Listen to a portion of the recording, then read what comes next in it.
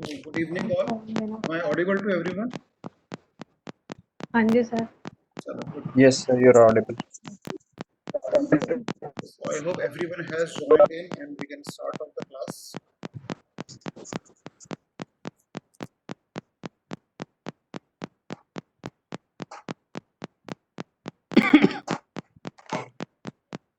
So till now in our class, what we have done is we discussed about the AMP systems, the Advanced Mobile Phone System.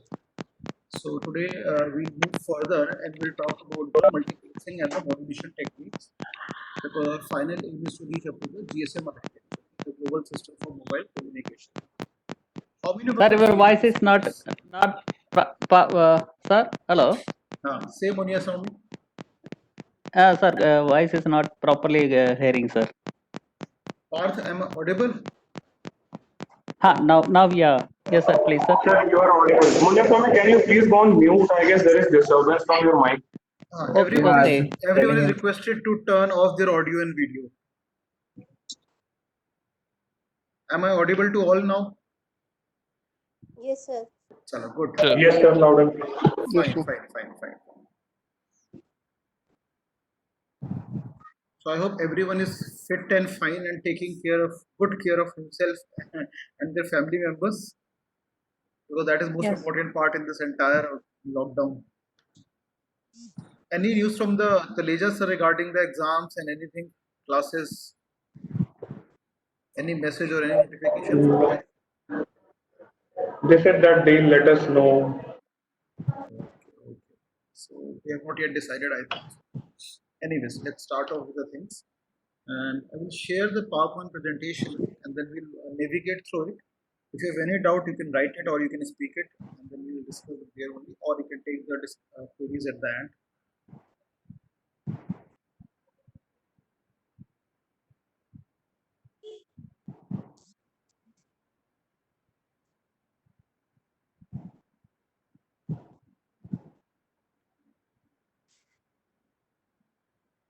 Is the slide visible?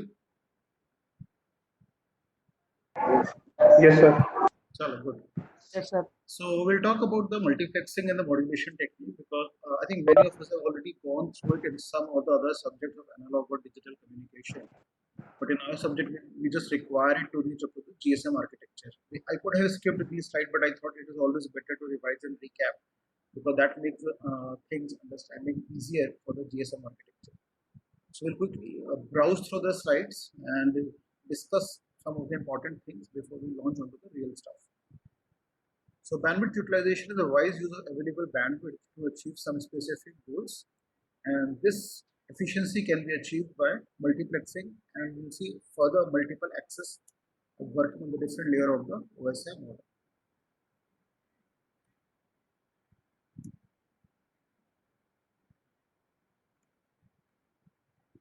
These slides primarily have taken from the Bruce Forozen Data Communication Computer Network, which I think many of us have already gone through it, but that is the best book I like regarding discussion on these topics.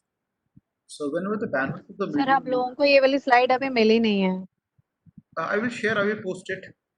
आज discussion के बाद आपको mail कर दूँगा. ठीक है. So whenever the bandwidth of a medium linking the two devices is greater than the bandwidth needs of the devices, then in that case you can share the link. Now the link is actually refers to the transmission media here, which all of us are familiar. It could be the fiber optic cable, or it could be the UTP cable, or the STP cable, maybe satellite link, anything which can be shared should be shared in that way. So the multiple devices can make use of it. Otherwise, there will be wastage of the bandwidth of the transmission media. So multiplexing is a set of techniques that allow simultaneous transmission of the multiple signal across a single data link. So it helps us in the transmission of the multiple number of the signals. That's a basic USP of the multiplexing. Then as the data and telecommunication increases, so does the traffic. So we can see in the current lockdown situation in the entire world, so much amount of the data traffic has increased on the net. Almost all internet service providers are currently overloaded with the amount of the traffic. So much meetings are going on. Then we have got the Netflix and the Amazon Prime and so many other live streaming of the audio and the video data is taking place. So there will be huge traffic on the web as of now, and will further increase down the years because nowadays, rather many of the universities are now switching over to the online media. Even they are planning for the examination also in the online media. Yours could be the first case in this line. Let's see how the things shape up and how the VCs are taking the decision. But yes, conducting the online examination is one of the lines or direction in which we are thinking of. But the biggest problem comes of security. That's why the decision has not been taken. Anyways, whatever decision we take in line with the UGC guidelines, because UGC sir also voice clarity नहीं है, बहुत disturbance आ रही है. सुनाई नहीं दे रहा properly. I think मेरी तरफ से नहीं तो clear है. Right sir. बाकी लोगों को सुनाई दे रहा है प्रॉपर्ली. सर बार बार आवाज कट जा रही है सर. No sir. ऑडिबल है प्रॉपर्ली अब है. मेरी सर तरफ अब से है. तो अभी अभी ऑडिएबल है sir. good. So some of the topics we are going to discuss in this section are the worldwide popular topic of the multiplexing, what we call FDM and the TDM. It is further classified into two categories. One is called synchronous and the other is called the statistical. So typical example of multiplexing, how it looks like is something like this. On the left hand side we'll have a multiplexer. On the right hand side we'll have the demux or the demultiplexer. On the left hand side will be n number of the input lines, and on the right hand side will be n number of the output lines. So there's a link that connects the two of them, the multiplexer and demultiplexer, what we call the transmission medium.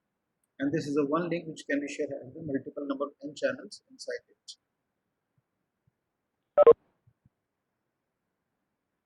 The multiplexing, as you all know, divided into three broad categories. We call this the FDM, WDM, and the TDM as such. Now, WDM is not in our course, so we will skip it and discuss about the FDM and the TDM, the frequency division multiplexing and the time division multiplexing. So, the frequency division multiplexing will have the transmission media having multiple number of channels, 1, 2, 3, and so on.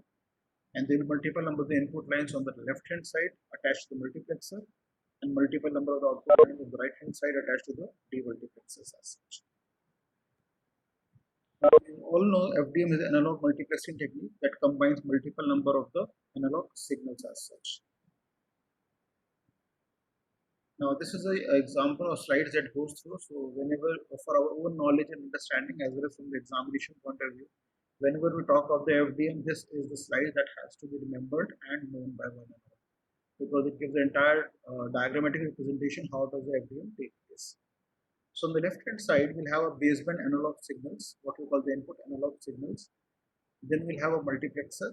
Now multiplexer has a multiple number of modulators inside it, and we all know that modulators are capable of using the carrier signals as such. So multiple number of carrier signals are getting generated here with the frequency F1, F2 and F3 as such. So what this carrier signal will help us to do? It will help us to apply the process of the modulation. Now, modulation, we all know it's a process wherein we carry out a change in the frequency, amplitude, or phase of the carrier signal in accordance with the change in the input amplitude, frequency, or phase of the baseband analog signal as such. So once the modulation takes place, we get the modulated signal. And modulated signals, so we've got three modulated signals because there are three baseband analog signals. So we give them to the adders and we get a single final composite signal as such. Now this single final composite signal is something which is going to be sent to the destination after it has been obtained by the application of the adders. Now what will happen in the destination side? We'll receive the signal and carry out the division. So we'll apply the band pass filters. So filter 1, 2 and 3, and they will extract the signal from us. Then we'll pass it to the demodulators. Demodulator will extract the carrier signal from the received signal, and the remaining leftover signal it will be the same as the input baseband analog signal which has been sent by the source as such.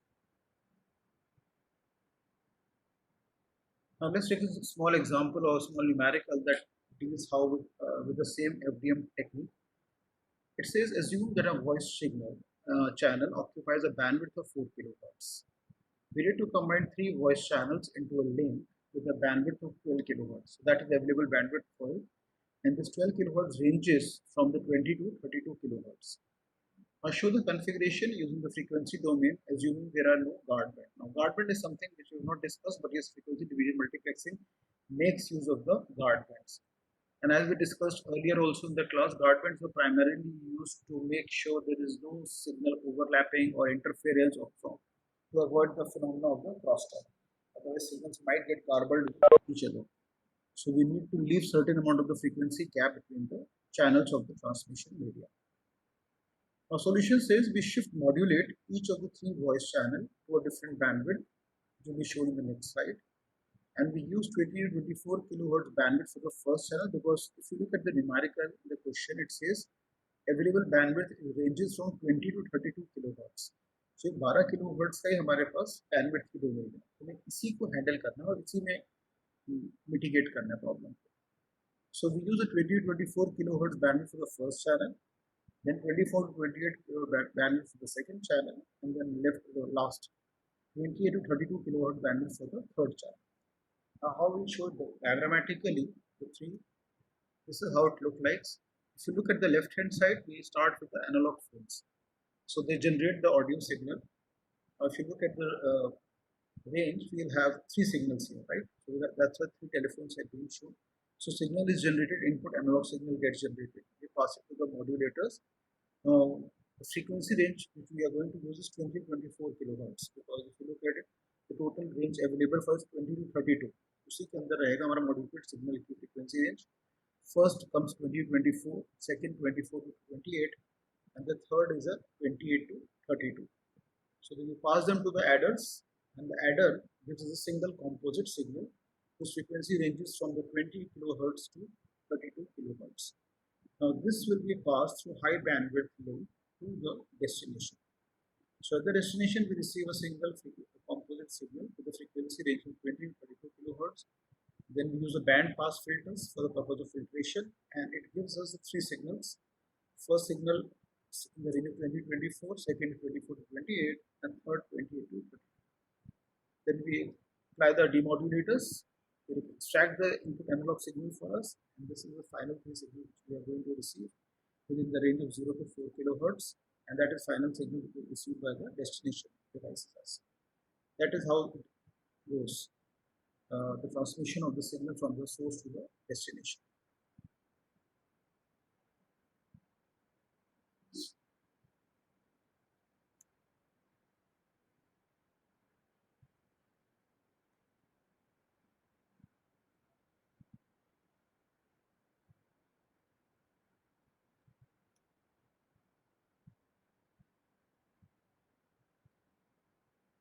Now let's take another example. What it talks of is 5 channels, each is 100 kilohertz bandwidth, are to be multiplexed together. So here in the earlier example we took 3 channels. Now here we are taking the 5 channels, and each with a 100 kilohertz bandwidth. The earlier example we got a range from 20 to 32 kilohertz. Now they are all to be multiplexed together. Now what is the minimum bandwidth of the link if there is a need for a guard band of 10 kilohertz between the channels to prevent the interference? So here we talk of the guard band. Now an answer is very simple to calculate. You all can see the answers. For 5 channels we need at least 4 guard band. That's the case it is. And this means the required bandwidth is at least 5 into 100 plus 4 into 10. Because we have got 5 channels, so 5 into 100 plus we require 10 kilohertz bandwidth for the guard band, each guard band. So 5 into 100 plus 4 into 100, that makes a total 540 kilohertz as such. Now if I need to represent it in diagrammatic manner, how it will look like, something like this. We got 5 signals, each having a bandwidth of 100 kilohertz. So we can see 100 kilohertz is coming on all of them. And then we leave the 4 guard band space of 10 kilohertz between the signals. So we use 4 guard bands. That makes the total bandwidth of the 540 kilohertz. That is how it typically looks like.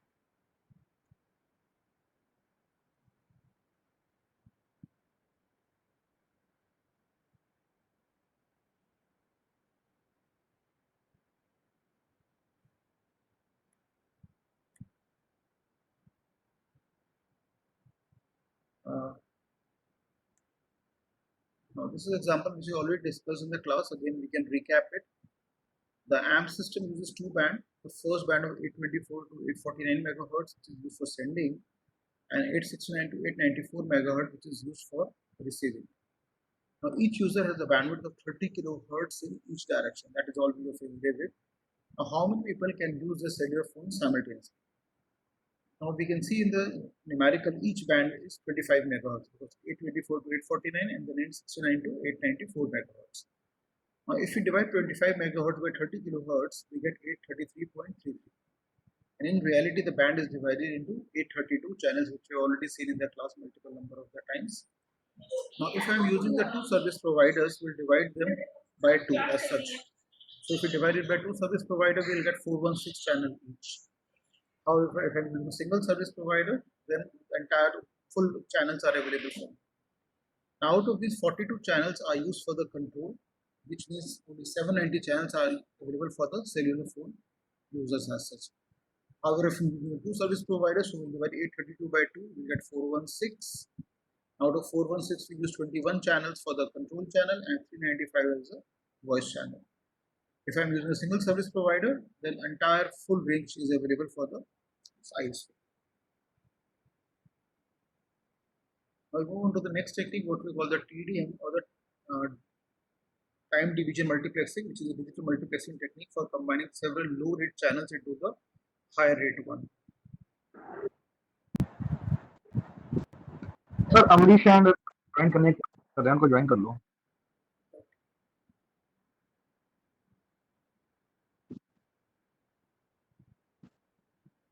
Sir आशीष भी. Sir ध्वनि हमारी class की वो join करना चाह रहे हैं, वो एडमिट नहीं हो पा रहे हैं. No one is waiting, everyone is being admitted.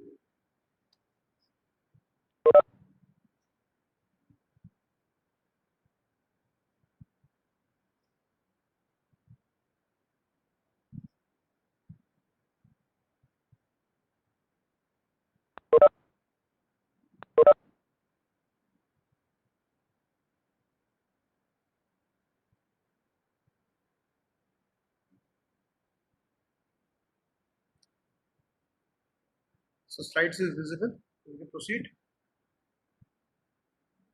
Yes, sir. Yes, sir. So we'll Yes, begin, sir. time division multiplexing.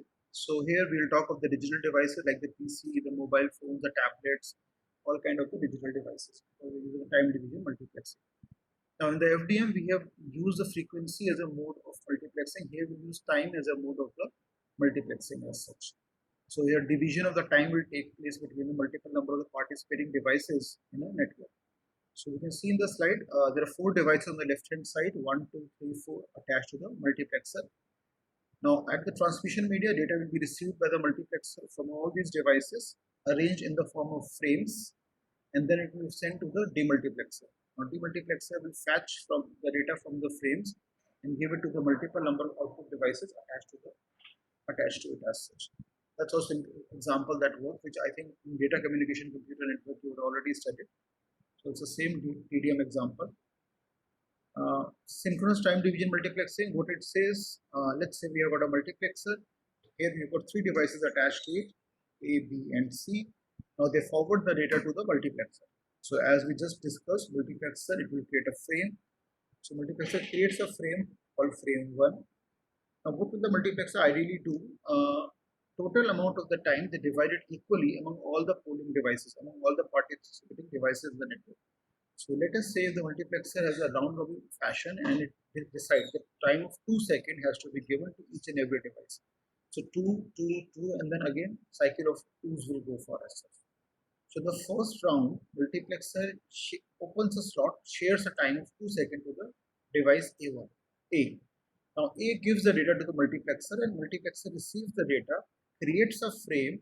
In the frame there are already empty slots and it places the data received from the device into the slots of the frame. So data received from the device A is given in the A1. Now the multiplexer polling goes on. Now it asks for the device B whether it has the data to transmit. If the device has the data, it forwards the data to the multiplexer. Otherwise, the multiplexer will leave that particular slot of the frame as vacant because the device has no data to transfer. When we talk of the synchronous time division multiplexing. We'll talk of the next one, statistical time division multiplexer. That saves the bandwidth because that will make sure no empty slots are transmitted. But in synchronous time division multiplexing, you'll see the example here. It will make sure all the devices give the data and the entire frame is transmitted in its entirety. So no loss of bandwidth that takes place. However, if the device has no data to transmit, then yes, the empty slot will be there in the frame.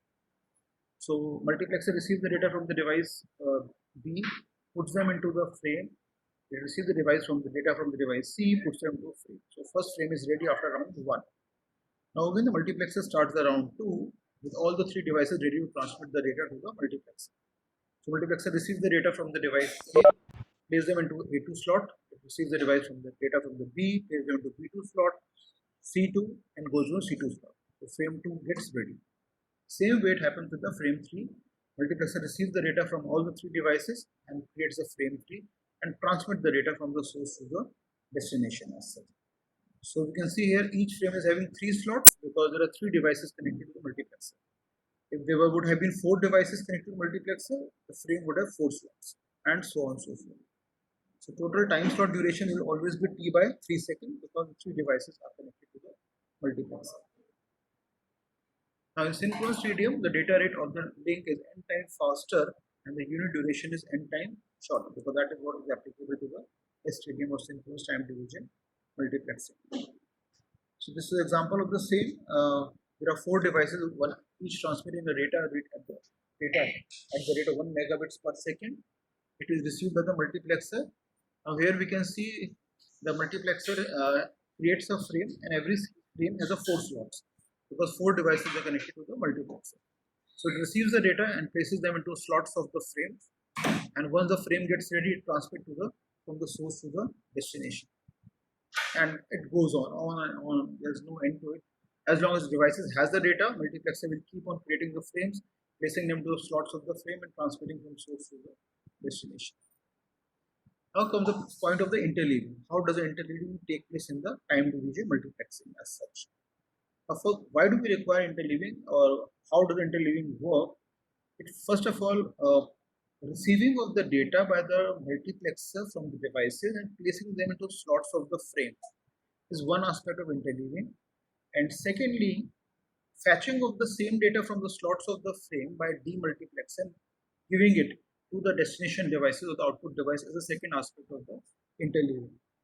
Here we can see in this slide, we'll have the multiplexer and the demux on the right hand side. So multiplexer receives the data from the 3 polling devices. Data comes A1, B1, C1 in the first round, A2, B2, C2 in the second round, A3, B3, C3 in the third round. And accordingly 3 frames are created and they're all ready for the transmission from the source to the destination. And what does the demux do? It fetches the data from the slots of the frame. So A1 data is received and given to the first output device connected to the demultiplexer as such. Same way, the data is fetched from the B1 given to the second output device, data is fetched from the C1 given to the third output device. So first frame gets completed, now the demux receives the second frame and accordingly it fetches the data and gives to the output devices connected to the demultiplexer. Now this interleaving works successfully fine if the number of input devices directly proportional to the number of output devices. So if you have got 3 devices connected to the multiplexer, the same lines we should have 3 devices connected to the demultiplexer also, because there is one-to-one correspondence between both the ends as such. Then only interleaving works fine and successful. Now let's see an example for it. 4 channels are multiplexed using the time division multiplexer. If each channel sends 100 bytes per second and we multiplex 1 byte per channel, show the frame traveling on the link, the size of the frame, the duration of the frame rate, and the bit rate for the link. Now we'll see the output in the next slide. The multiplexer is shown in the next figure. Now each frame carries 1 byte from each channel. So frame multiplexer, what it will do, it receives 1 byte of the data and places them into the frame. And the size of each frame, there will be 4 bytes also, because 4 channels are there, 4 input devices are connected to it. So multiplexer will receive the data 1 byte at a time in 1 round and place them into a frame. Size of the frame will be 32 bits, 4 into 8, 32 bits. Now because each channel is sending 100 bytes per second, and a frame carries 1 byte from each channel. Therefore, what it gives us? The frame rate. So which must be 100 frames per second, because 100 byte per second is what each channel is sending. And this gives us a bit rate which is 132 or 3200 bits per second, because 32 bits and per second. How it looks like diagrammatically, we'll have a multiplexer with the 4 input devices connected to it, all ready the transmission of the rate of the speed rate of 100 bytes per second of BPS. So multiplexer receives it, creates a frame. In the frame, it receives the data and places them. So every frame carries 4 bytes or 32 bits of the data as such. So we get the speed as 3200 bits per second, and the frame duration goes as 1 upon 100 per second as such. Now let's see another example. A multiplexer combines 4 kilobits per kbps channels using a time slot of 2 bits. So using a time slot of 2 bits here. Earlier, each and every slot was carrying 1 bit of data. Now it will carry 2 bits of data. To show the output with 4 arbitrary inputs, what is a frame rate, what is a frame duration, what is a bit rate, and what is a bit duration. Now we'll see the next slide. It shows the output for 4 arbitrary inputs, and the link carries 50,000 frames per second. Let's see the slide first before we discuss it. This is how it will look like. So we have got 4 devices here on the left hand side connected to the multiplexer. Each of them transferring data rate at the speed of the 100 kilobits per second. The multiplexer receives them, and as the question said, each slot will carry the 2 bits of the data.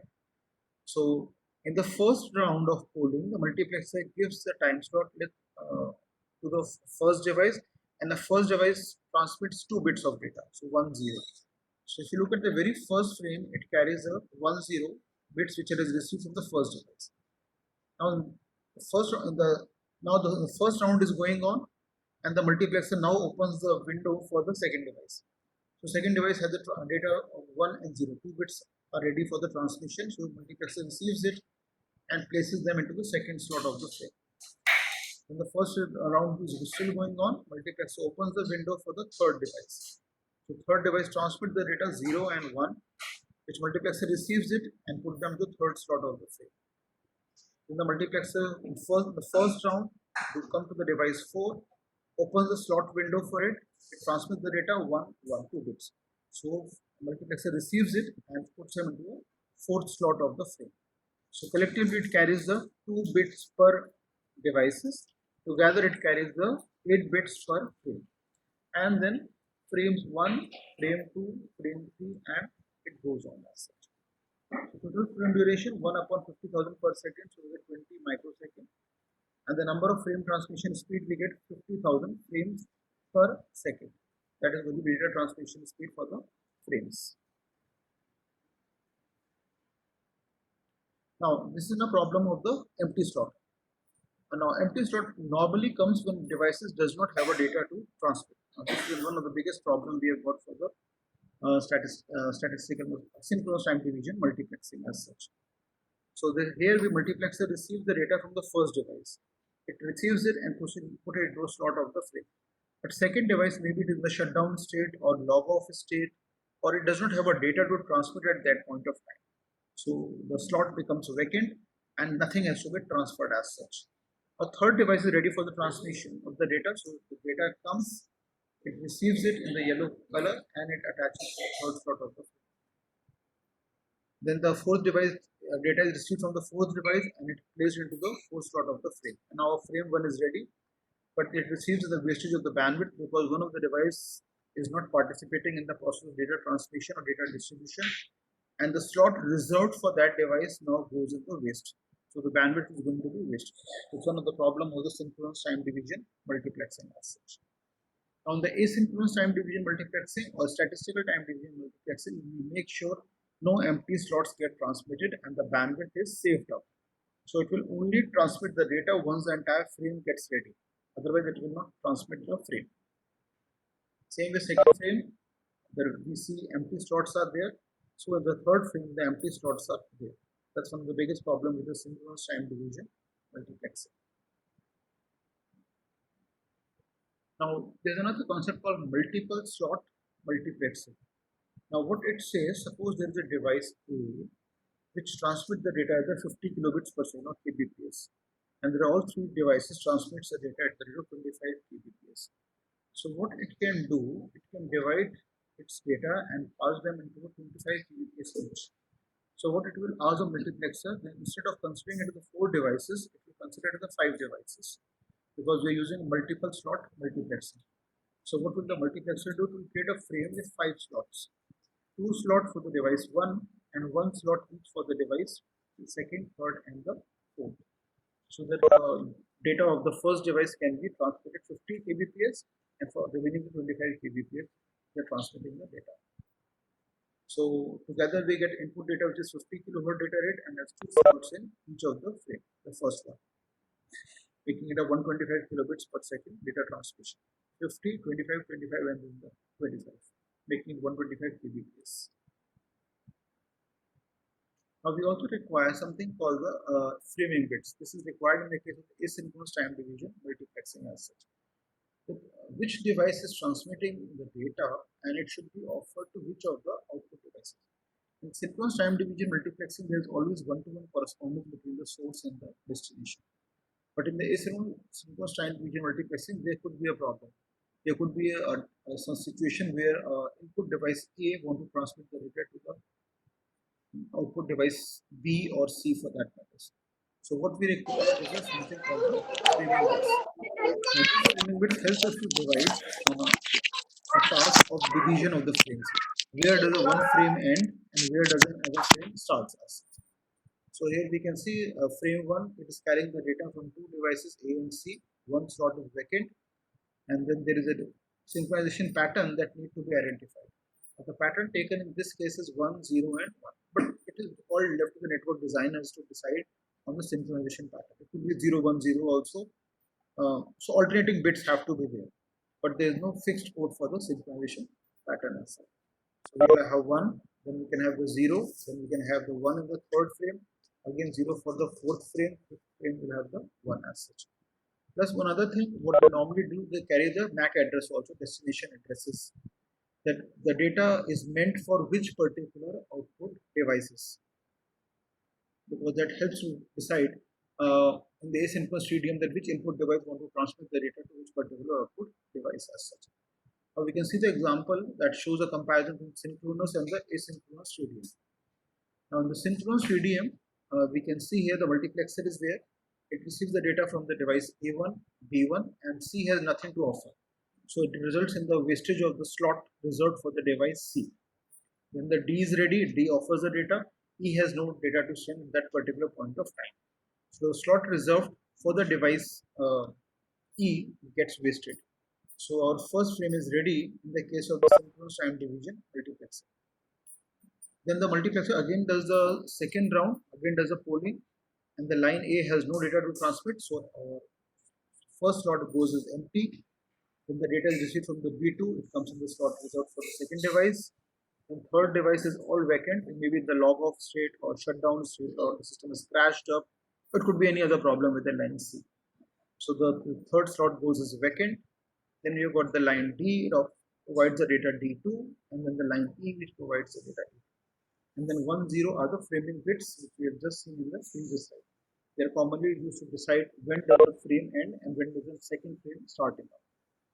Now same example when we repeat for the statistical TDM or the asynchronous time division multiplexing, what we can see here, we'll have the device A1 and then we attach the MAC address, 48-bit wide, 6-byte wide MAC address, that this data is going to be delivered to which of the devices as such. So we say A1A, then B1B and D1D, then B2B, and then BD2, and then E2E. Now this address is not used in the synchronous time division multiplexing because there is a one-to-one correspondence with the source and the destination devices, which is not the case in the case of the asynchronous or statistical time division multiplexing, because here device A can transmit the data to the device C can transmit the data to the device A as such. So cross communication does take place in the case of the asynchronous time division multiplexing. That is how typically it works. So anything you want to discuss, anything not clear in it? I think it's a good revision where Even if the concept you've forgotten, you should be able to revise and recap.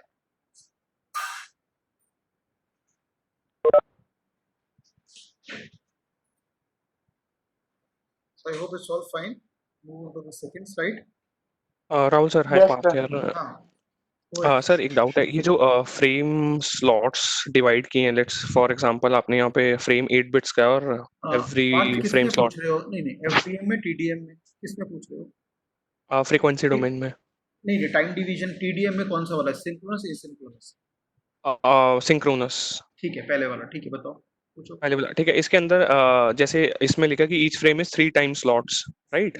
तो हम decide करते हैं time slots क्या होगा, या फिर जितने channel से हमें डेटा रिसीव हो रहा है उतने नंबर ऑफ टाइम स्लॉट्स हम यहाँ बनाते हैं? नहीं, फाइनली देखो, नेटवर्क डिजाइनर्स जो हैं और जो नेटवर्क एडमिनिस्ट्रेटर्स हैं, दे डिसाइड्स कि मल्टीप्लेक्सर को बेस्ट ऑप्टिमम यूटिलाइजेशन कैसे किया जाए। तो अगर मुझे ये डिसाइड करना है कि मैं किस डिवाइस को कितना टाइम दूंगा, वो एक तो रहेगा फर्स्ट फैक्टर कि डेटा ट्रांसमिशन स्पीड, या कितना डेटा है डिवाइस के पास भेजने के लिए, और कितनी नंबर ऑफ डिवाइसेस हैं हमारे पास मल्टीप्लेक्सर से connected. So accordingly I need to decide कि मल्टीप्लेक्सर को कितने डिवाइसेस के बीच में शेयर कराना है मुझे उसका टाइम। तो नेटवर्क डिजाइनर, नेटवर्क एडमिनिस्ट्रेटर है जो take that decision. Okay fine, and ठीक है, वो नेटवर्क डिजाइनर डिसाइड करेगा। और ठीक है देखो, सर। इसमें जितनी कम डिवाइसेस होंगी उतना बेटर है, बिकॉज उतनी बड़ी हाँ। विंडो दे सकते हो। जितनी ज्यादा सही। डिवाइसेस होंगी उतनी विंडो का साइज छोटा होता चला जाएगा। ठीक है। और सर वो जो मल्टीपल स्लॉट वाला था, मतलब जिसमें हम डिवाइड कर रहे थे कि इंस्टेड ऑफ 25 हम 50 का सेंड करके फिर स्प्लिट कर रहे हैं, उसका एग्जैक्टली यूज क्या है? उसमें ना मल्टी लेवल मल्टीपल डिवाइसेस है। अगर एक डिवाइस है जिसके पास 50 kbps पे डेटा ट्रांसमिट कर रही है और बाकी 25 kbps ईच पे कर रही है, तो ऐसी डिवाइस को कैसे मैनेज किया जाए? इसीलिए क्या करा गया कि उस डिवाइस को 2 स्लॉट्स दे दिए गए, each of 25 kbps। So actually that device is one, practically speaking, physically, but logically हम उसको 2 बना दिया, और टोटल नंबर ऑफ डिवाइसेस जो 4 थी अब वो 5 बन गई, और सबका जो स्पीड, डेटा ट्रांसमिशन स्पीड थी, वो कंसिस्टेंट आ गई 25 kbps, और सबको टाइम भी एक जैसे ही देंगे। तो जो मल्टीप्लेक्सर को तो यही पता चलेगा हमेशा मेरे पास 5 डिवाइसेस कनेक्टेड है, बट रियलिटी में नेटवर्क डिजाइनर या नेटवर्क एडमिनिस्ट्रेटर्स को पता है कि भाई 4 ही डिवाइसेस हैं, पर एक डिवाइस क्योंकि उसके पास डेटा ट्रांसमिशन स्पीड ज़्यादा होती है और डेटा भी ज़्यादा भेजने के लिए है, तो उसको हैंडल करने के लिए 2 स्लॉट्स रिजर्व कर दिए गए उसके लिए, और जो फ्रेम तैयार होगा वो 4 की जगह 5 स्लॉट का तैयार होगा। एंड देन अकॉर्डिंगली जैसे डिवाइसेस बढ़ती जाएंगे, अकॉर्डिंगली तो मैनेज। ठीक है sir, thank you. Sir, I have a question. जो सिंक्रोनस पैटर्न्स वाला हमने किया है, जिसमें हमने 101 और 010 वाला पैटर्न दे रहे थे हम हर को, तो सर वो कैसे डिसाइड करेंगे कि कैसे पैटर्न देना है? मतलब इज दिस अ केस कि अगर हमारे पास, सॉरी, यस, से बोलिए। मैं पूछ रही थी सर कि इज दिस अ केस कि अगर कोई पैटर्न, मतलब कोई स्लॉट एम्प्टी जा रहा है तो अब हम उसे 0 करते हैं और बाकी सारे 1, अगर हमारे पास सारे स्लॉट्स अवेलेबल हैं तो 1 रखते हैं हम फ्रेम का, और अगर नहीं, एक भी पैटर्न, एक भी स्लॉट ड्रॉप हो रहा है अगर, तो हम 0 रखते हैं? ऐसा तो कुछ भी नहीं है। फिर सिंक्रोनाइजेशन हम कैसे पैटर्न तो, सिंक्रोनाइजेशन तो पहले से ही पैटर्न डिसाइड होगा before the data transmission starts. आपको तो पता ही नहीं है कि कौन सी डिवाइस किस राउंड में डेटा देगी या नहीं देगी, वो तो उस डिवाइस के ऊपर डिपेंड करता है। पर फ्रेमिंग पैटर्न जो है, सिंक्रोनाइजेशन पैटर्न, तो बिफोर हैंड ही डिसाइड हो जाएगा कि क्या रखा जाएगा, कि लेटर से 1 0 1 0 1 0 या 0 1 0 1 0 0, मतलब कभी भी 2 बिट्स एक साथ नहीं होंगी, 1 0 का पैटर्न जाएगा, 0 1 का पैटर्न जाएगा, तो वो तो पहले ही डिसाइड होगा और वो फ्रेम के संग अटैच करना शुरू किया जाएगा। प्राइमरी ऑब्जेक्टिव ये कि एक फ्रेम कब खत्म हो रहा है, दूसरा फ्रेम कब शुरू हो रहा है, ये आइडेंटिफिकेशन हो जाए डीमल्टीप्लेक्सर के, वरना डीमल्टीप्लेक्सर को कंफ्यूजन आ जाएगी, डेटा इतना सारा आने लगेगा तो उसको समझ में ही नहीं आएगा कि ये डेटा का पैटर्न क्या है, कब एक फ्रेम खत्म हो रहा है, कब दूसरा शुरू हो रहा है। तो उसकी समझने के लिए और उसकी आसान करने के लिए फ्रेमिंग बिट्स को यूज कर रहे हैं। बट फ्रेम के स्लॉट्स के अंदर डेटा क्या है उससे इसका कोई कनेक्शन नहीं, it has nothing to do with it, because that is a random quantity. हो सकता है कभी डिवाइस के पास डेटा भेजने के लिए है और कभी कुछ नहीं। फॉर एग्जाम्पल, मैंने अपना लैपटॉप खोला हुआ है लेकिन मैं कोई वेब ब्राउजिंग नहीं कर रहा, यानी कि मैं कोई डेटा ट्रांसमिट नहीं कर रहा, ना मैं रिसीव कर रहा हूँ, but device as such on है, पर नेटवर्क पे कोई डेटा ट्रांसमिट नहीं हो रहा, नेटवर्क पे कुछ जा नहीं रहा है एज सच। सो वो डेटा भेजना है कि नहीं भेजना, वो device itself will decide later on, और फ्रेमिंग इट्स पहले से डिसाइड हो जाएगा। Okay, sir. Assuming मैं Thank स्लाइड्स सर ये आपको मेल कर दूंगा, जिससे कि आप लोग अपना टाइम मिलेगा ही आपको, so accordingly you can go through it at your own ease. कोई डाउट होगी तो अगले वीकेंड ठीक है। फिर से क्लास करेंगे, तो फिर से समझ लेंगे। सर ये हम लोग की फर्स्ट क्लास हुई है ना ऑनलाइन आज? हाँ अगर तो सर क्योंकि हम लोग ऐसा लग रहा है। ठीक है सर। सर ये सिंक्रोनस के केस में हम कोई बिट आइडेंटिफायर भी लगाते हैं, क्योंकि सिंक्रोनस का मतलब है कि जो फ्रेम हमने पहले डिसाइड किया कि ये रिसीव हो, उसके बाद में ही दूसरा ना बिट आइडेंटिफायर नहीं लगा, जरूरत ही नहीं नहीं लगाते हैं। ना। अच्छा, अभी ठीक तो है। सिंक्रोनस की problem he wastage of slots है, वेस्टेज ऑफ बैंडविड्थ है। अगर यही लगा लेते तो बेहतर ही होता, पर ऐसा कुछ लगाते नहीं। वो बिल्कुल नहीं प्योर लगाते, ओरिजिनल ठीक है। टीडीएम है, बिल्कुल वनीला टीडीएम जिसे हम कहते हैं ना, बिल्कुल प्योर ओरिजिनल है। बस हाँ, जिसने बेस डेटा भेजना बेसिक, था भेज ठीक दिया, है। नहीं भेजना था नहीं भेजा, और उसका स्लॉट नहीं हमने भेजा। रिजर्व रखा। हाँ, that is how it will work.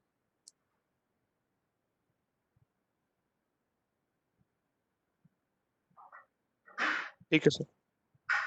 Now we can see the slide जहाँ पे डेटा लिंक लेयर के ऊपर डेटा लिंक कंट्रोल और मल्टीपल एक्सेस रिजोल्यूशन हमें दिखाई दे रहा है। Yes sir. हाँ चलो ठीक है, fine. What is the plan, कब तक क्लास की जाए बताइए, कब तक कंफर्टेबल है सब लोग ऑनलाइन फॉर्म में? सर अभी तो है कंफर्टेबल। चलो गुड। सो इसको It's कंप्लीट fine, कर right? लेते हैं, लेट्स। हाँ, इस टॉपिक को शुरू किया हमने, तो लेट अस कंप्लीट, ज़्यादा बेटर है। अब इसमें हमने वहाँ पे देखा था एफटीएम और टीडीएम का, यहाँ पे थोड़ा और आगे जाएंगे सीडीएम में तक, और वो इम्पोर्टेंट भी है थोड़ा सा समझने में भी। अगर हमने पहले नहीं कर रखा तो शायद टाइम लगेगा, कर रखा है फिर तो इट शुड बी इजी कि आप उसको रिकैप कर पाए। There is somebody waiting in the lobby. Let me see.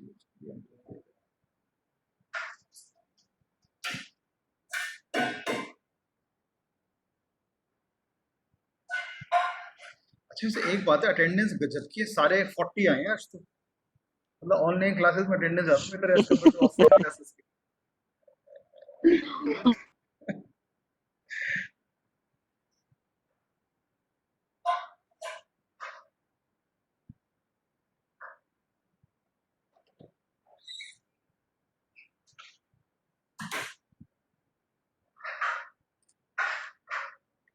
Now these are the different multiple access protocols we have got, जो भी हम डिस्कस कर भी रहे थे, but that was about the FDM and TDM। अब हम देखेंगे रैंडम एक्सेस प्रोटोकॉल्स आते हैं, हम अलोहा जो शायद हम लोगों ने डेटा नेटवर्क्स में पढ़ा होगा, जो 10 की बुक में डिस्क्राइब करा हुआ है। देन CSM में कैरियर सेंस मल्टीपल एक्सेस है। Then CSM is CD, carrier sense multiple access with collision detection. Then CSM is CA, carrier sense multiple access with collision avoidance. तो CSM is CD हम wired use करते हैं wired network में, और CSM is CA use करते हैं wireless network में। फिर आते हैं हमारे पास control access protocol, like reservation है, पोलिंग है, token passing phenomena.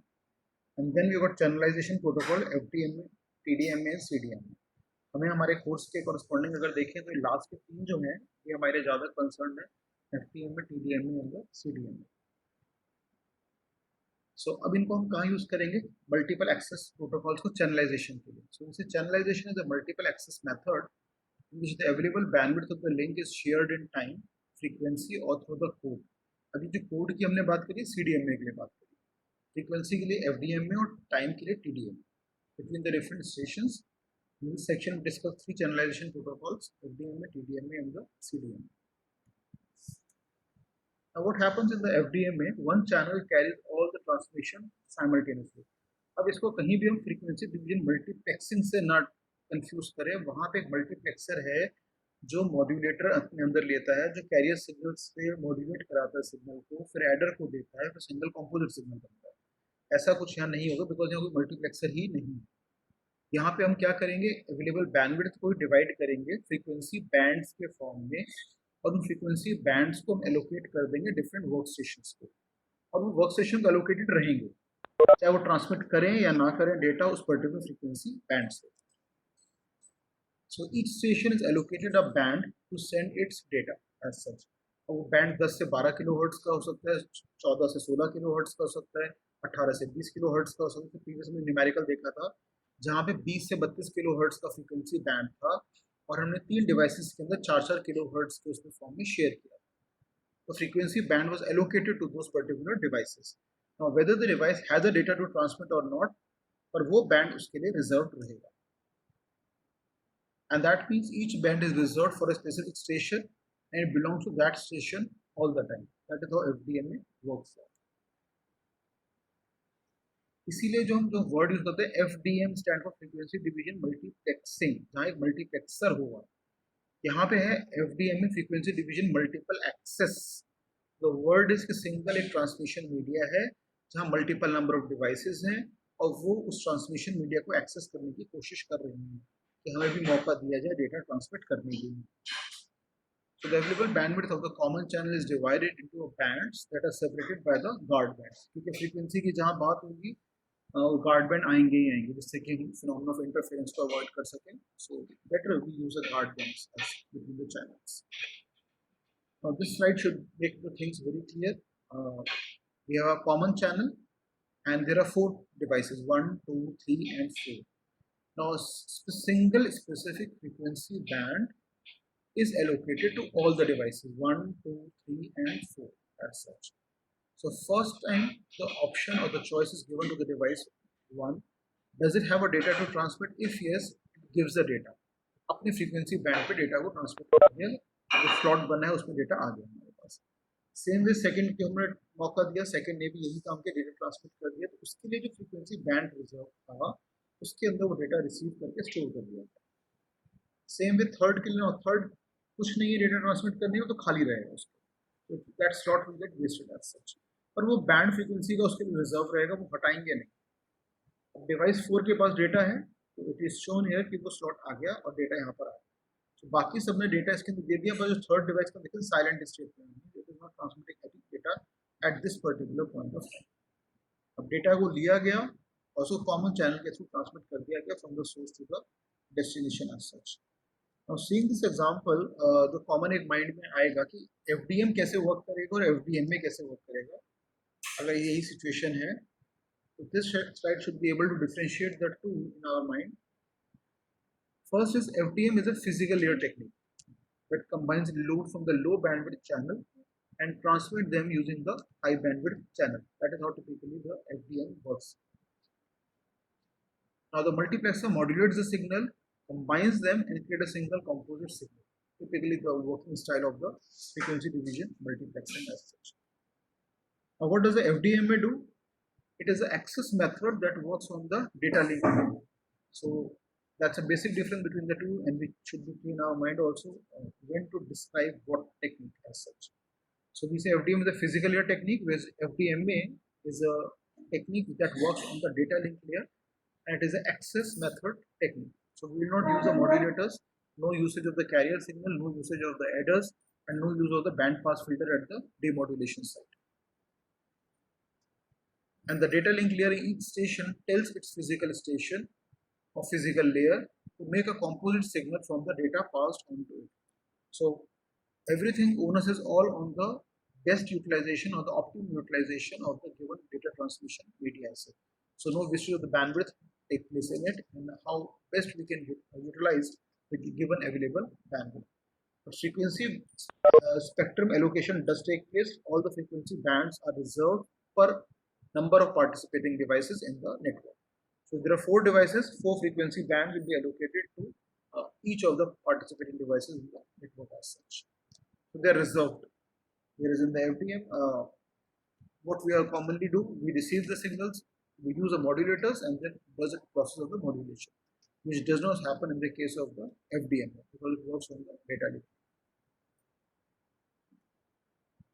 And the signal must always be created in the given allocated band only as such. Then we move on to the TDMA. So in TDMA, the bandwidth is just one channel, that is time shared between the different participating devices of the network, that is between the different stations. Now this slide shows the same thing here. Now we do not have a synchronous TDMA and the asynchronous TDMA. A single TDMA works here because here we are using the transmission media, and here the sharing of the timing is taking place. So everything is all done on the basis of the time. So time is being divided and is being shared among the multiple number of devices participating in the network. So here we can see 1, 2, 3, 4 devices are there. The device first, second, and fourth has a data to transmit, whereas device 3 does not have any data to transmit. So here again, in the first round, the polling take place, and the device 1 is opted. Does it have any data to transmit? If yes, the data is received and arranged into the slot of the frame. Now here, all division is taking place on the time. In earlier case, it was all done on the basis of frequency bands, where we used to leave the guard band also. But here, everything is done on the basis of the timing as such. So in the second, again we prompt the second device, does it have any data to transmit? It yes. Then receive the data and arrange them into a slot of the frame as such. Same with third and then the fourth, and it goes on at a very fast speed, maybe at the micro level or nano level speed. So devices keep on transmitting the data, and the data is being kept on immediately transmitted from the source to the destination without the wastage of any bandwidth as such. That's how typical TDMA or the time division, because here division is all on the basis of time. That is something we need to remember. And it is multiple access. Again, it is not multiplexing. So we are not using any mux or demux here. It's multiple access means multiple number of the devices are there, and they all want to use the transmission media for the transmission of the data from the source to the destination. Now, how best we can use the transmission media? It's all being shared on the basis of the time slot between the participating devices in the network. Now, one of the most important concepts in this entire MA technique, the multiple access technique, is of the CDMA. Now, in CDMA, one channel carries all the transmissions simultaneously. That's a USP for the CDMA. And the CDMA differs from the FDMA because only one channel occupies the entire bandwidth of the link. And the CDMA differs from the TDMA because here all stations can transmit the data simultaneously as well. There you are waiting for the slots. When the slot will get filled up, and then will transmit the data. And in CDMA, there is no time sharing mechanism works.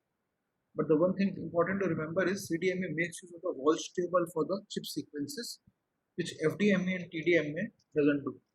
So that Walsh table we discuss what are those Walsh table and how it generates the chip sequence. Now let's take an example to understand the phenomena of the CDMA. We have the devices, 4 devices, same example which we took for the FDMA and TDMA, we carry forward to the CDMA. So here we have the transmission media which is going to be accessed by the multiple number of the devices. So devices are 4, 1, 2, 3, 4. So as it happened earlier, as in the previous example, station 3 does not have any data to transmit, but station 1, 2 and 4 have the data to transmit as such. So D1, D2, D3 and D4 represent the data available with the devices as such. And C1, C2, C3 and C4 are the chip sequence which is going to be used by these devices as such. Now, from where this chip sequence will come, we'll use a Walsh table to generate the chip sequences for each of the devices. Once the chip sequence will come into place, we'll carry out the product of C1D1 added, C2D2 added, C3D3 added and C4D4. And then we'll transmit the data from the source to the destination using a common channel. Now, how does the chip sequence get generated? Now, this is a general rule of the chip sequence, an example of creating the Walsh table. So here we can see in the W1, which is the 2 basic rule that works, there is a +1, that is a positive polarity as such. Now W2N, we use a matrix 2 by 2, 2 rows and 2 columns. So Wn, Wn, Wn and the complement of the Wn. Now these are the 2 basic rules, and let's apply the example to see how these rules can be used for generating the chip sequence for multiple number of the devices. So we see for the first Walsh table, W1 is equal to bit all positive polarity. So we say +1. Now, what is the chip sequence for a 2-station network? So we'll have 2 rows and 2 columns. Now, this comes by applying the second basic rule, where we say Wn, Wn, Wn, Wn complement, where the value of n is equal to 1. So we say +1, +1, +1 and complement of Wn. So Wn complement is -1. That was positive polarity, therefore it becomes a negative polarity as such. Now, what if the number of the stations are 4 within a network? So we said n becomes 2 here, 4. So we say W4 is equal to +1, +1, +1 and then -1. So entire W2 gets placed in the first row of first column of the W4.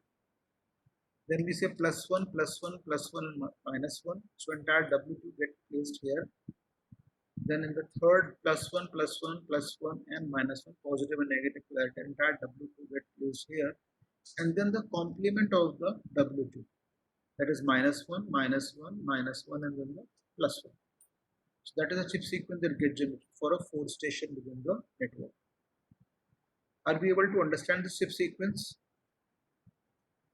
Yes, sir. How it will work? So we start with the W1, then we see W2, and W2 we will use a pattern. There are two basic rules, so we use the second basic rule here. Wn, Wn, Wn, and the complement of Wn. So here it was plus 1, so plus 1, plus 1, plus 1, and then the minus 1. Now for a 4 station network, we use a W4. So we'll have the entire W1 coming in the first row, first column, then entire set of W2 coming into the first row, second column for the W4 as such. Full set, that is what I am referring to.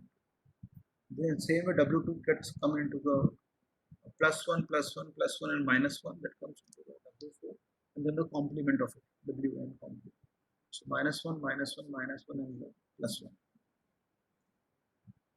Now using these 4 rules, we move ahead and then we can see what are the total number of sequences that get generated into the Walsh table.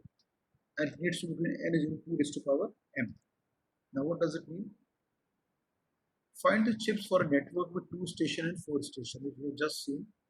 So we can use the rows which we have seen, the Walsh table 2 and Walsh table 4. For a 2 station network, what we have seen, this one. This goes for a 2 station network. Plus 1, plus 1, plus 1, and then the minus 1. So we'll use, if you can see here, use plus 1, and then plus 1, and the minus 1. The first row and the second row. Now for a 4 station network, we have got 4 rows here, plus 1, plus 1, plus 1, plus 1, then plus 1, minus 1, plus 1, minus 1, then plus 1, plus 1, minus 1, minus 1, plus 1, minus 1, minus 1, plus 1. So positive polarity and the negative polarity for the bits.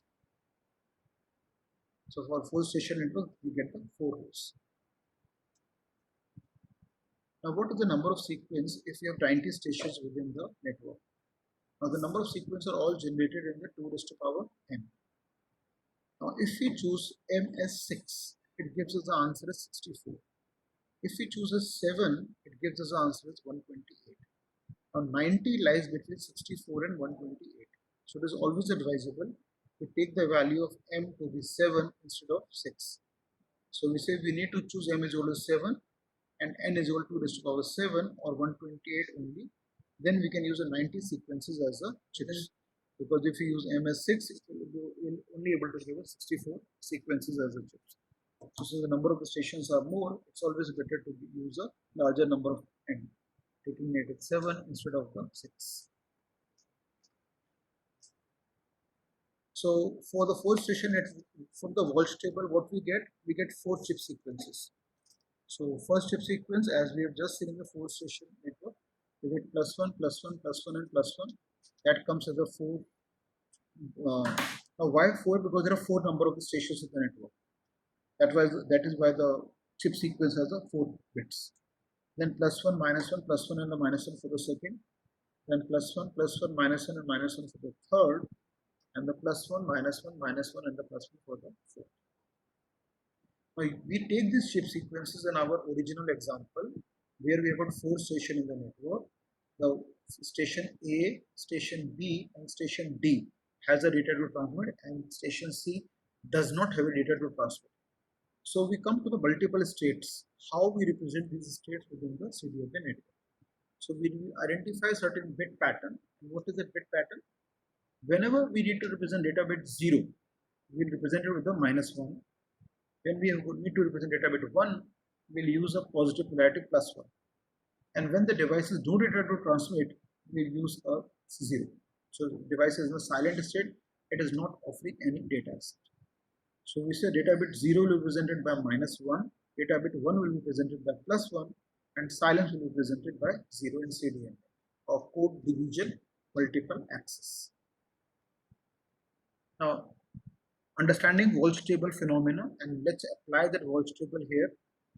The same example. So we'll have 1, 2, 3, 4, 4 devices, all ready with the data D1, D2, D3, and D4, and C1, C2, C3, 4, C4 are the chip sequences. Now let's apply the chip sequences to it. So how it will come like? Now the device A, which is device number 1, has a data to transmit, which is the bit 0. And we have just seen the rule which we are applying is bit 0 represented by -1. Something which we can see here, data bit 0 will be represented by the -1, negative polarity. Now we use the first chip sequence +1, +1, +1, and the +1 for the device A. Now we do D1 dot C1, we calculate the product of it, so we get -1, -1, -1, and the -1. So our C1 D1 is ready. Now we go to the second device. Now device has a bit 0 to transmit, again we represent with the -1, and we use a second chip sequence which is available here, +1, -1, +1, and then the -1. That is the second chip sequence which is available here. Now we carry out a product of both of them, C2D2, so we get -1, +1, -1, and then the +1. So our C2D2 is ready.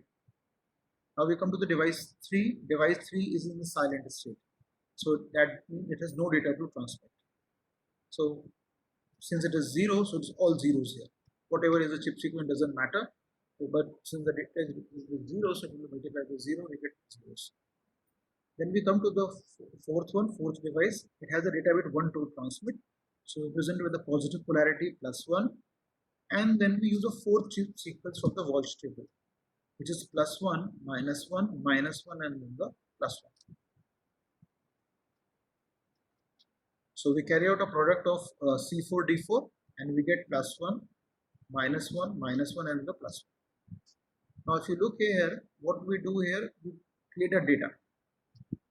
So how this data comes, if you look at the data here, we say if you look at all the data, C1 D1, C2 D2, C3 D3, and C4 D4 as such. So the entire data frame gets come here, and it goes and get placed here as such. If you carry out the C1 D1, C2 D2, C3 D3, and C4 D4, this is what we are going to get as such. Because if you see -1, +1, next it's 0, then it is already 0 here, and then the +1. So this +1 comes here. Then we say -1, -1, -2. This is 0 here, and this is -1. That makes it -3. -3 comes here. Then in the -1, +1, 0, and then -1. So -1 comes here. Then -1, -1. Here it is 0, and then the +1. So we get the -1. That's how our data gets ready for the purpose of common channel transmission from the source to the destination. If you compare with the FDMA and TDMA, we are not dividing the frequency bands, we are not dividing into a time slots as such. And the single media is amicably shared between the multiple of the devices, just using the chip sequence which we have generated using the Walsh table. Now if I want to represent it, so how we'll go to represent it? Bit 0. Now bit 0, silent, and bit 1. These are the 4 possible states. Yes, sir. And they are being used by the device. So- Go ahead, say.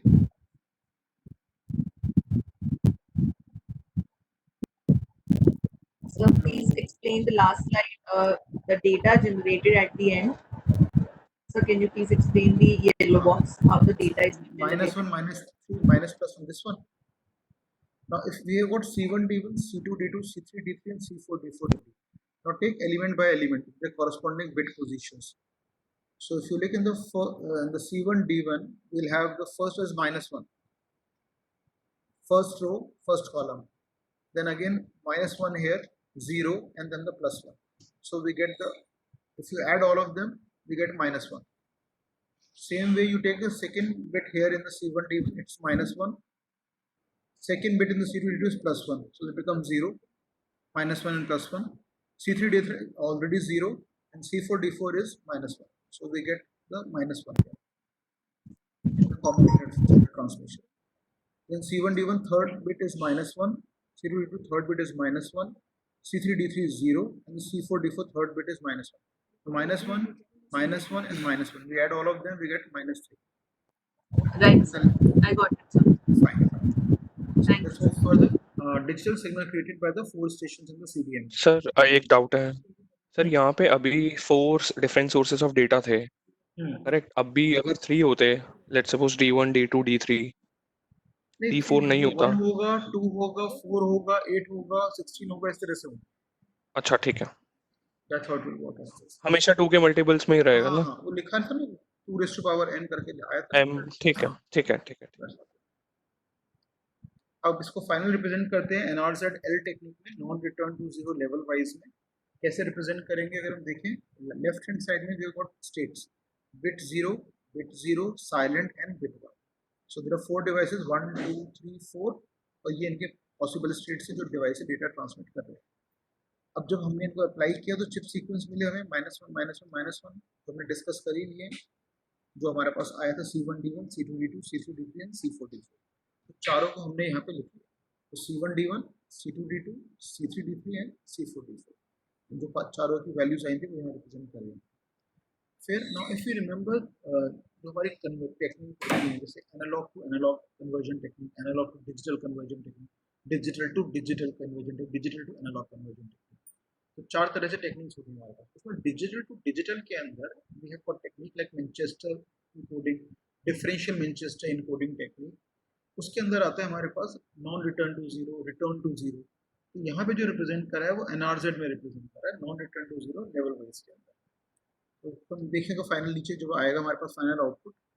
So -1 -1 -1 and -1। So this is the time access. उसकी जो सबको polarity negative है तो सबको time access के नीचे दिखाया गया है 1 1 1, each bit has been represented. Then second bit pattern देखें हम -1 +1 -1 and +1। So -1 +1 -1 and then the +1। Third state silent state है, उसमें कुछ भी नहीं, टाइम एक्सेस और वैकेंट एंड ब्लैंक। फोर्थ में +1 -1 एंड +1। तो +1 आ गया, टाइम एक्सेस के ऊपर 1 +1 को रिप्रेजेंट किया फर्स्ट बिट को। देन नेगेटिव पोलैरिटी -1 आ गया नीचे below the time axis, then again -1 and then the +1। So C1 D1 C2 D2 C3 D3 C4 D4 की स्टेट रिप्रेजेंट है। फाइनल जो हमें दिखा डेटा ऑन द चैनल, ये डेटा ऑन द चैनल वही है जो हमें यहाँ पे डेटा ऑन द चैनल मिला येलो कलर के रेक्टेंगल में, -1 -1 -3 and +1। So if you see here -1 -1 -1 -1 and -1, that makes it -3 and then the +1. That is how it has been represented. I hope it is clear to all. बाकी मैं slides आपको mail कर दूंगा, we can go through it at our own end and understand it. Otherwise, book Sources Data Communication Computer Network 4th edition I have taken by Forozan, by Ruth Forozan. The CDM example is given in that book. If you have any doubt regarding theory, we can read the theory from that book as well. Otherwise, I think that this example is as good as clear. Say Riya, बोलो।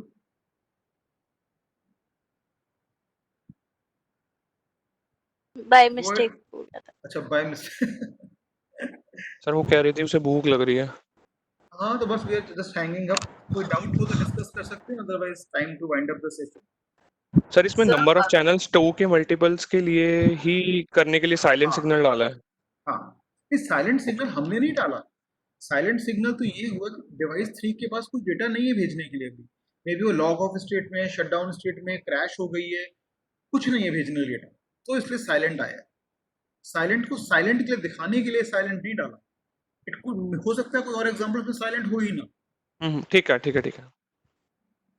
Any other doubt, any other query as such? Sir इसमें NRZ scheme हमने use की है ना?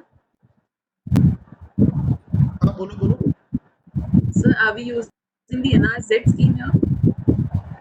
हाँ, इसके अंदर final CDM में हम दिखाते हैं वो NRZ की भी दिखाते हैं, नॉन रिटर्न टू जीरो भी दिखाते हैं। That's how the common perception goes. अब इसमें हमारे पास चॉइसेस रहती हैं दिखाने के लिए, हम कि नॉन रिटर्न टू जीरो में दिखाना चाहें, लेवल 1 में दिखाना चाहें, इन्वर्ट एक NRZ आई भी आती है, non return to zero invert wise. But then common technique जो सभी बुक्स के अंदर दी जाती है और कॉमन टेक्निक अंडरस्टैंडेबल भी है, वो यही है कि NRZ आई में ही दिखाते हैं लेवल 1 में। राइट। पर हमेशा ऐसा रहेगा ये भी माइंड में सोचना गलत है। अब there could be certain cases जो शायद हमने डिस्कस किया, तो एक एग्जांपल डिस्कस करा है, और there could be certain cases where could be case other कोई और भी टेक्निक वो ले सकते हैं उसके अंदर, डिजिटल इनकोडिंग टेक्निक। बाकी सीएससी वाले हैं उनको याद है टेक्निक से भूल गए, तो सीएससी के स्टूडेंट्स हैं उनको टेक्निक याद है भूल गए, non return to zero, non return to zero, में पढ़े फेज AC में भी मॉड्यूलेशन, थे sir. Pulse modulation, ASK, FSK, PSK. ऐसा ना हो कि पढ़ पढ़ के आगे बढ़ते गए और पीछे का भूलते चले गए, वो भी ना करें। सर एक और डाउट कहीं- और है, जो ये हाँ जी पूछिए। सर जो डिवाइसेस के ऊपर बिट 0 बिट 1 है, ये हमें पहले से डिफाइंड होगा? नहीं होगा, ये डेटा तो डिवाइसेस जनरेट कर रही है रन टाइम पे, हम जो डिसाइड कर सकते हैं सिर्फ ओनली द चिप सीक्वेंस जो वॉल्स टेबल की हेल्प से हमें मिलता है, उसके बियॉन्ड हम कुछ नहीं डिसाइड कर सकते। बस हमें ये पता होगा कि कितने नंबर ऑफ डिवाइसेस हैं जो नेटवर्क में पार्टिसिपेट कर रहे हैं, और अकॉर्डिंगली हम चिप सीक्वेंस आइडेंटिफाई कर लेंगे। डिवाइसेस तो रन टाइम पे डेटा जनरेट कर करके हमें देते रहेंगे बस, और हमें डेटा मिलता रहेगा, हम चिप सीक्वेंस से मल्टीप्लाई करते रहेंगे, तो C1 D1 C2 D2 C3 D3 और C4 D4 को जनरेट करेंगे। ये मतलब ये जो हमने डेटा अभी कैलकुलेट करा है, ये सिर्फ फर्स्ट राउंड के लिए है? नहीं, ये मैंने कब कहा फर्स्ट राउंड के लिए, राउंड तो वर्ड मैंने फिर यूज सर नहीं करा सीडीएमए में। ये जो जितना- बिट्स है फिर ये हर बार चेंज नहीं होगी? इतना ही डेटा इन डिवाइसेस के पास था भेजने के लिए, अगर और होता तो हम और दोबारा डेटा को लेते फिर मल्टीप्लाई करते चिप सीक्वेंस। हाँ, इस सेंस में आप ये कह सकते हो कि टीडीएमए से कंपेयर किया जाए तो फर्स्ट राउंड में इनके पास 1101 था बस भेजने के लिए, तो हमने एक बार में राउंड 1 खत्म कर दिया। इस राउंड 2 में दोबारा हम इनसे बिट लेते, फिर चिप सीक्वेंस से मल्टीप्लाई करते। इन दैट सेंस यस, पर अभी जो इसमें दिखाया गया इस एग्जांपल में वो एक ही राउंड को दिखाया गया है, जो हर डिवाइस के एक एक बिट को भेजने के लिए, तो हमने चिप सीक्वेंस से मल्टीप्लाई करा है। पर जैसे जैसे बिट्स बढ़ती जाएंगे हम और अकॉर्डिंगली चिप सीक्वेंस से मल्टीप्लाई करके उसे पैटर्न में अरेंज करते चले जाएंगे। एक एग्जांपल मैंने लिया था जहां पे उन्होंने पूछा था कि भाई कितने आपको चिप सीक्वेंस चाहिए अगर 90 स्टेशन इन द नेटवर्क है, तो उस केस में हमने एम लिया था 7 128 के लिए, 128 चिप सीक्वेंस हम जनरेट कर लें। अगर 6 लेंगे तो 64 आएगा, वो कम पड़ जाएगा, ज़्यादा लेने में बेटर है सच। पर हर राउंड का आपका ये बात सोचना सही है कि इस एग्जांपल के अंदर एक ही राउंड दिखाया है जहां एक एक बिट ही ली गई है बस सबसे, पर अगर और बिट होंगे तो सेकंड राउंड भी चलेगा, थर्ड राउंड भी चलेगा, फोर्थ राउंड भी चलेगा, and so on so fourth. जब तक डिवाइसेस के पास डेटा है तब तक उनसे लेते रहेंगे हम। Any other doubt? सर इसका मतलब ये मैक्सिमम नंबर ऑफ जिसके वही पर क्लैरिटी नहीं है, थोड़ा खुल के बोलेंगे, ऑडिबल थोड़ा। सर जो अगर किसी स्टेशन के पास मैक्सिमम नंबर ऑफ बिट्स हैं तो उतने ही राउंड्स चलेंगे आप हमारे इसमें? हाँ, जब तक उनके पास डेटा है तब तक हम उनसे लेते रहेंगे। मतलब ये तो depend नहीं सर, करता है ऐसा भी तो हो devices सकता है, हाँ, बोलिए, वेरिएबली भी तो हो सकता है ना सर, वेरिएबली भी तो हो सकता है। एक के पास है ना, सपोज करेंगे 5 बिट्स हैं और किसी के पास सर 10 बिट्स हैं नहीं, डेटा पर हम सेंड one करने के bit लिए, at तो a time 10 ही लेंगे उन सबसे, हम सबसे 1 bit at a time ही लेंगे। हाँ जी Then they will have to wait for their turn again in the next round. जी सर, ओके सर। ये तो रूल्स ऑफ द गेम है, 1 bit at a time बस, उससे ज्यादा नहीं ले सकते। So we wind up the session. I will mail the slide, देख लीजिएगा, पढ़ लीजिएगा, तो जीएसएम हम नेक्स्ट टाइम में डिस्कस करेंगे, ठीक है? सर ये रैंडम एक्सेस प्रोटोकॉल्स और कंट्रोल्ड एक्सेस प्रोटोकॉल्स हैं सिलेबस में? नहीं, वो सिलेबस में नहीं, मैंने चेक नहीं किया। ठीक है सर, नेक्स्ट सेशन कल हुआ है नेक्स्ट वीक? बताओ बाकी सब लोगों की राय क्या है? सर कंफर्टेबल है। मेरे ख्याल से आप लोग इस हफ्ते में देख लो इसे, नेक्स्ट वीकेंड में कर लेंगे हम जिसे, और टाइम है हमारे पास। हाँ सर, नेक्स्ट वीक कर लेंगे। तब तक आप इसे एक बार गो थ्रू कर लो, कोई दिक्कत नहीं। सेम टाइम ठीक है सर। सैटरडे को, ठीक है? Fine, thank you. Okay, Thank you, sir. Thank you sir. Sir thank you. Thank thank you sir.